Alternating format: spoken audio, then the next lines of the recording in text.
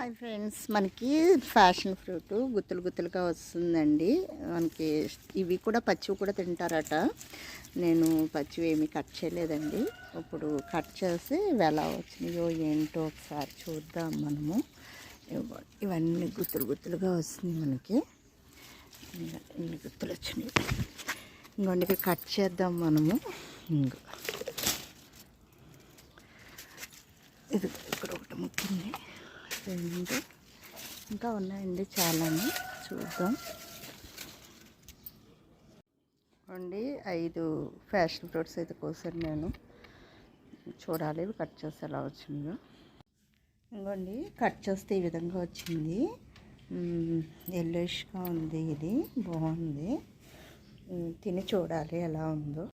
దీంట్లో C vitamin పుష్కలంగా ఉంటుందంటండి. పుల్ల పుల్లగా ఉంది. జ్యూస్కి అయితే చాలా బాగుంటుంది. మీకు ఈ వీడియో కనుక నచ్చినట్లయితే నా ఛానల్ని సపోర్ట్ చేయండి, లైక్ చేయండి. Thank you.